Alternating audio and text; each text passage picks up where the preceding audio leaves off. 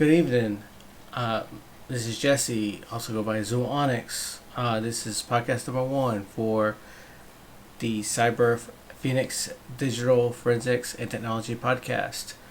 Uh, for this inaugural podcast, I'm going to talk about a tool that I've been working on for over a year, and let's get right into it. So this tool is called xLEAPP. I've been working on it over a year. A modular digital forensics framework.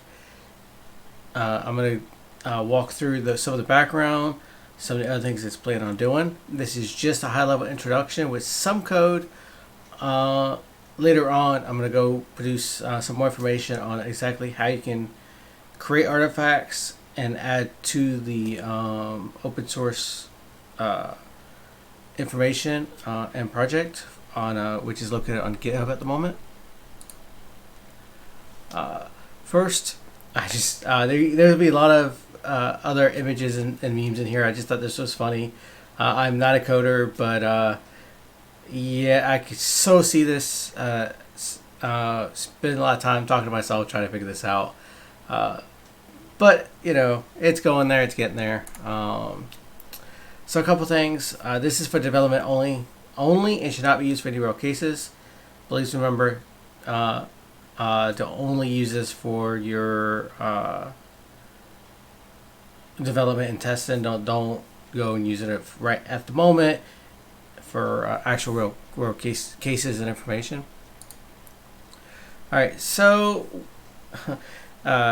you have Lord of the Rings here. One does not simply tell background information. Anyway, so this was started by Alexis Brignoni in December 2019.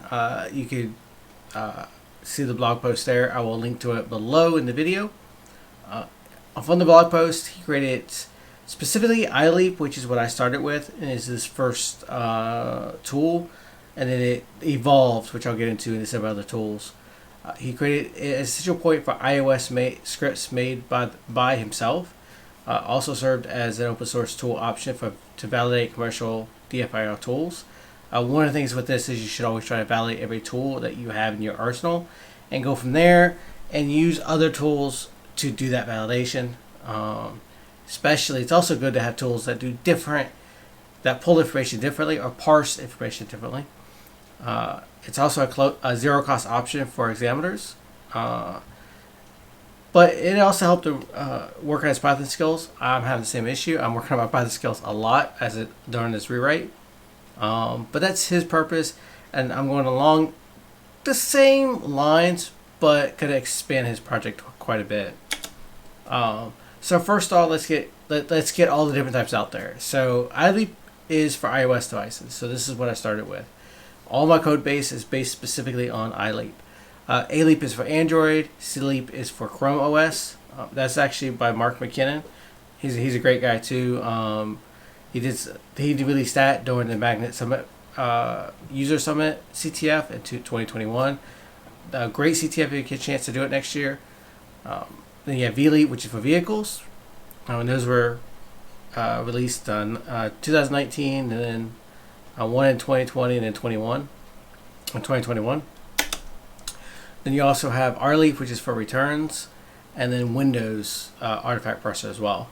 So each one of these different tools basically takes the similar code base and copies it, but it doesn't necessarily make its own. They're not linked. Like, they're fully separate code bases. Everything's different and separated between each of these different tools, but the look and feel is all the same between all of the tools. All right. So for me, what I'm trying to do is expand the software even further, make it installable through pip and put on PyPI, and then merge all 6 tools under a single framework, and then and easier to expand to other devices as well.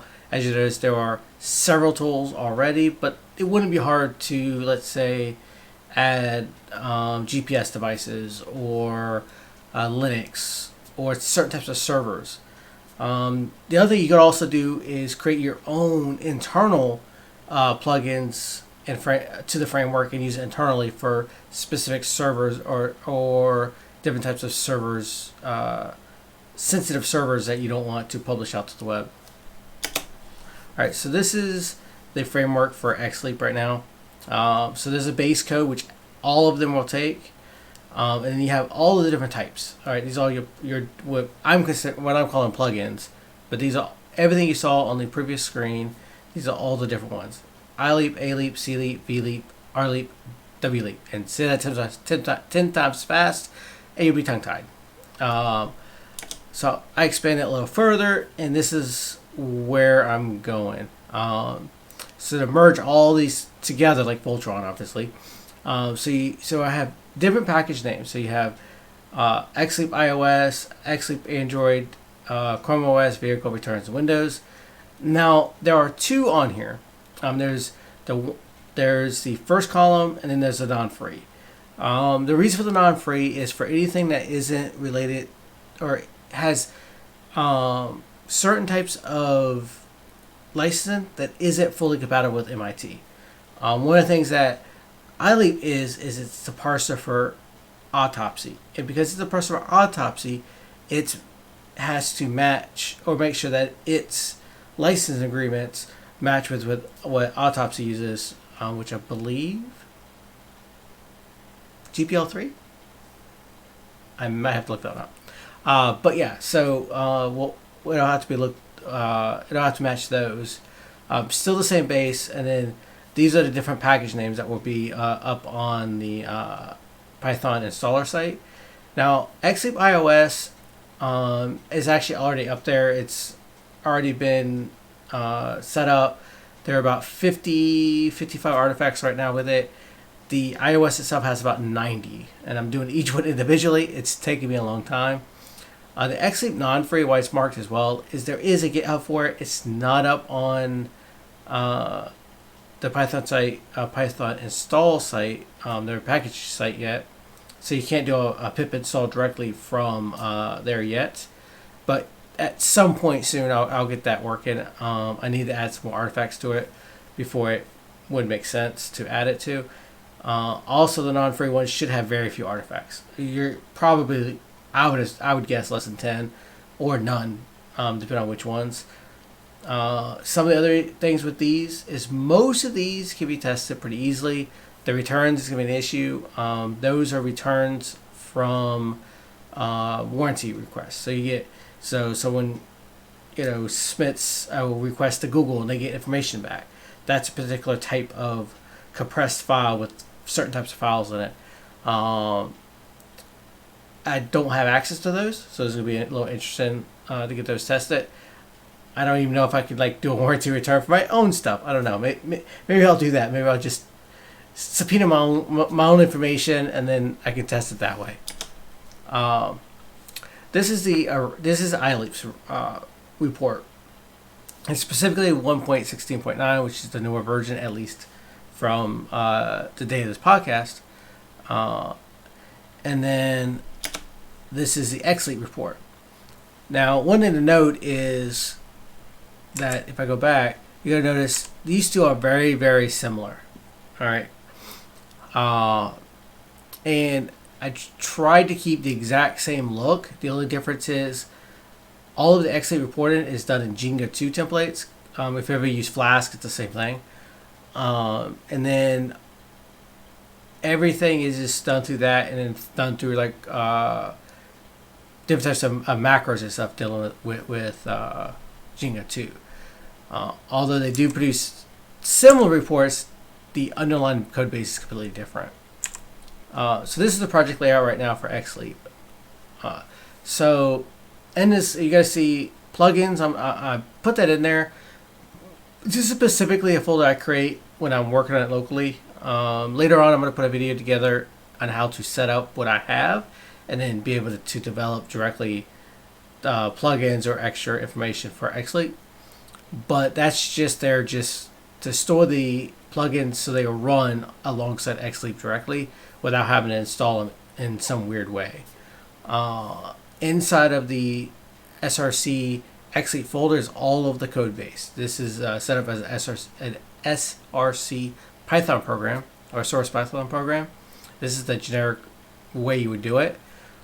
Inside here, you have some modules. Artifacts. This is everything dealing with the artifacts themselves. How they interact with the rest of the code base, what types of options you have with them. This is the core of every artifact in it, and how to interact with them. The GUI is basically what it is. Everything dealing with the interface. I didn't add any screenshots, so I may do another video specifically on the GUI and how it works. But that's specifically for the GUI interface itself. Helpers is exactly what it sounds like. It's all the different types of other random bits of code that don't fall anywhere else. Log is for login. Reports and template are kind of together, but templating is specifically the Jenga templates and specifically that kind of thing, the format of the report.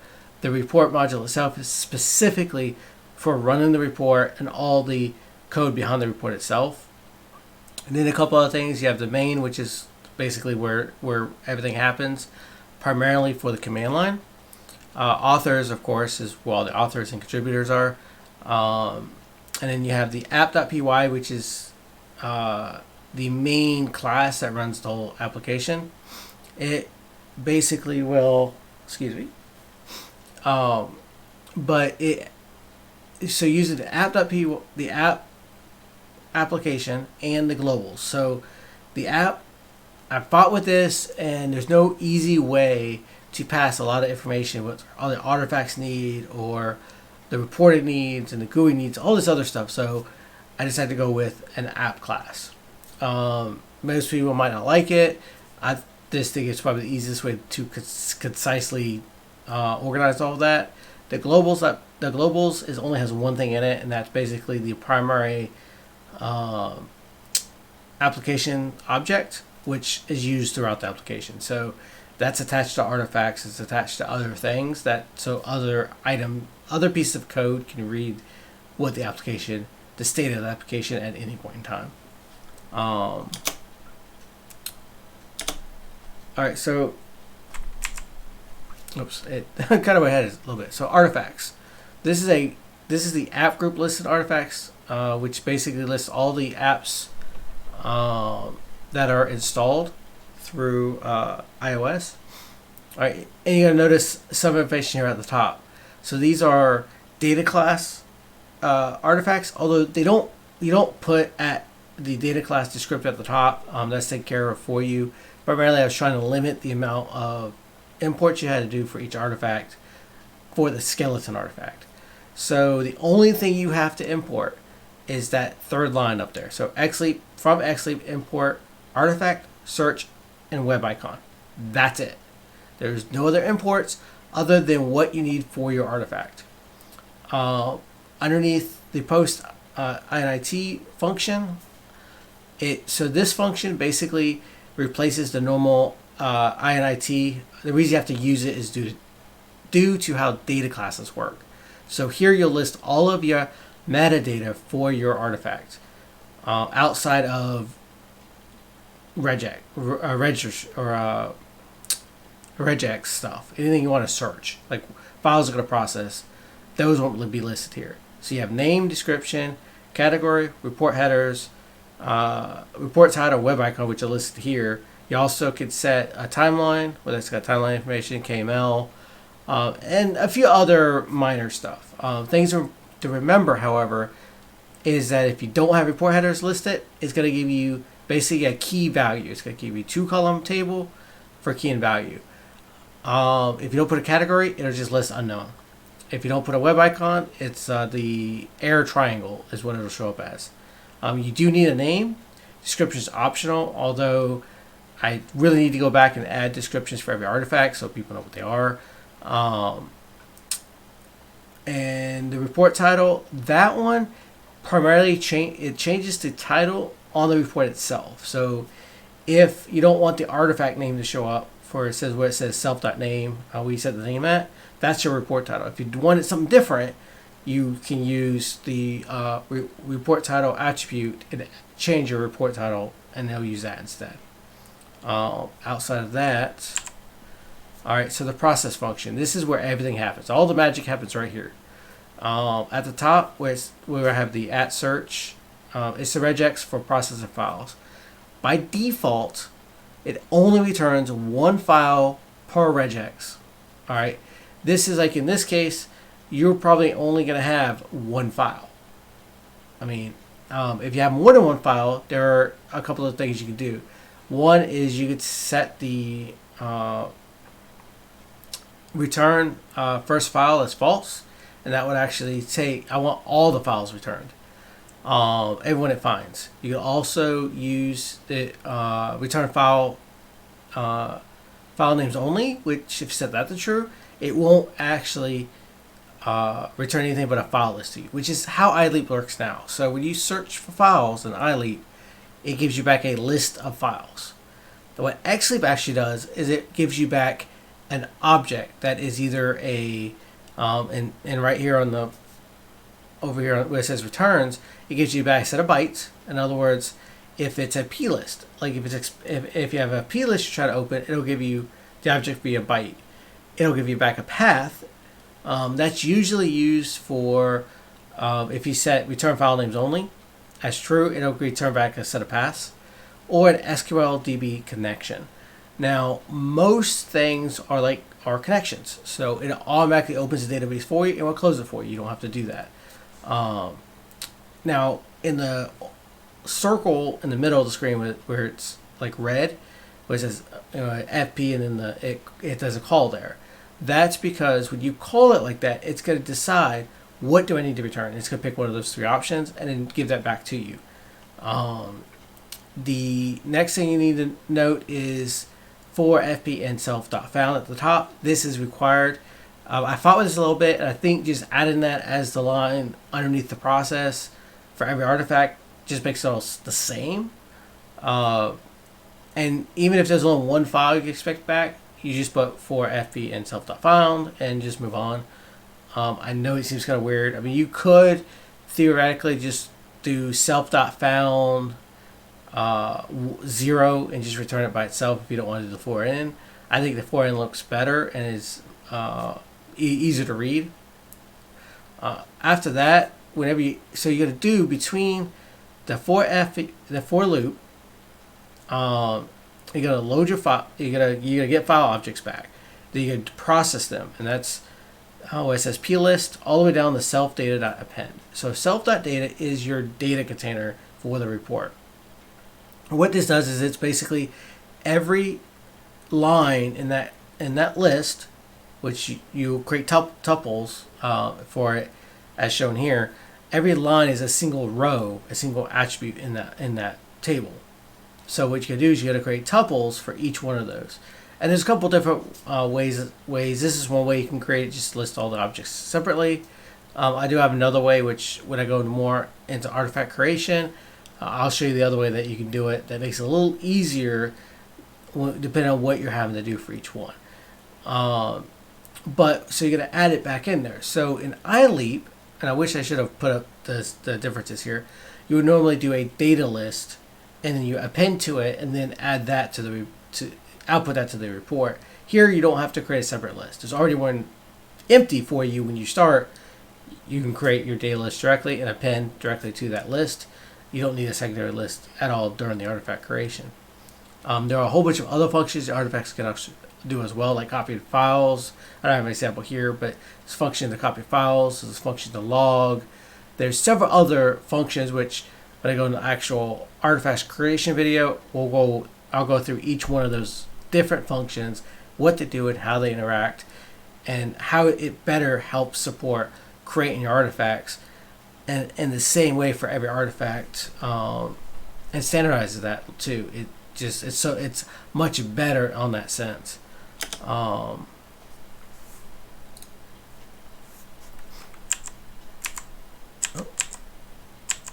Apparently, I thought I had a slide.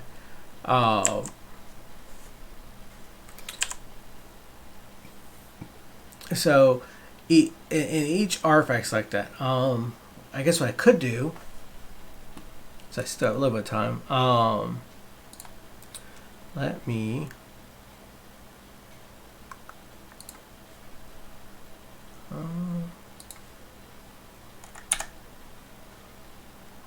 bring up.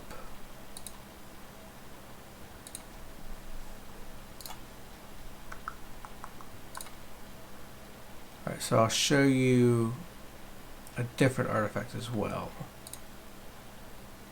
So this is one of the artifacts I actually created.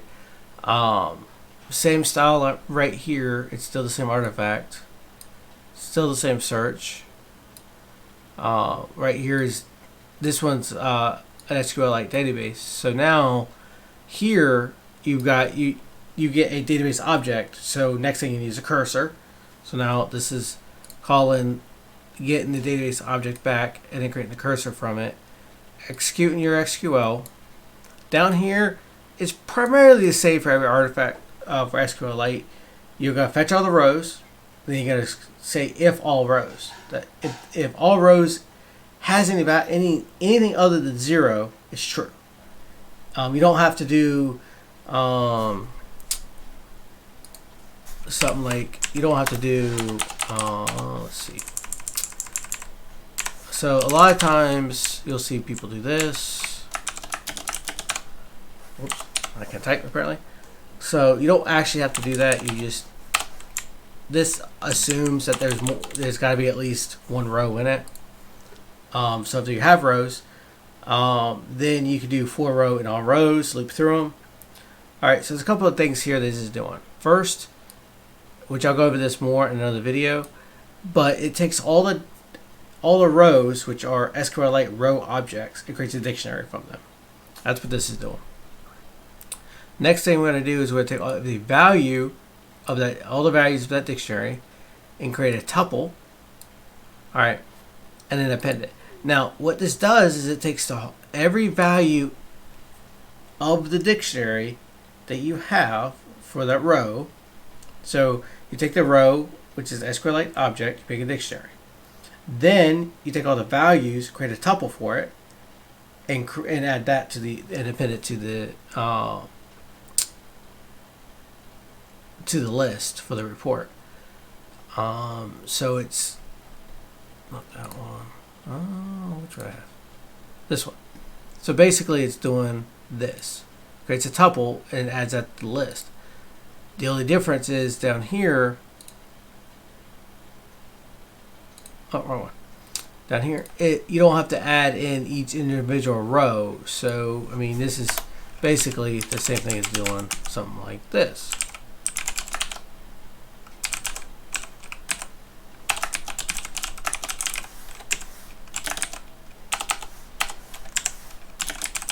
And excuse my typing, apparently it's really bad tonight.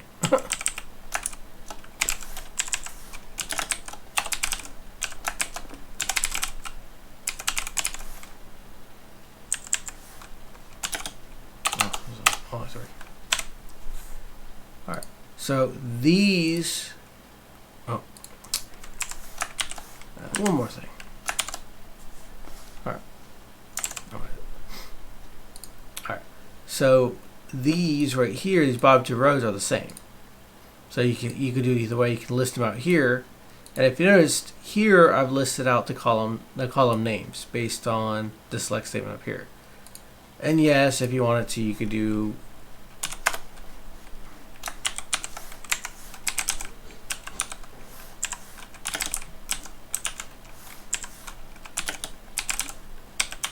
something like that. So you could also do it like this with numbers. I kind of prefer, so one of the things that xLEAPP does is it changes your factor method. Instead of just giving me back a list of values, the SQLite row object allows you to do stuff like this, where you can actually name your, you can look up the names by name, or the columns by names. But you can more welcome to use the actual column numbers as well. I just find this easier to read, or this is easier to read if you just like, okay, just give me all of them. But either one of these would work.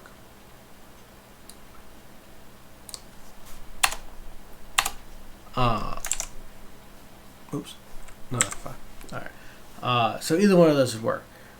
In xLEAPP, if I pull up, or not xLEAPP, but iLEAPP.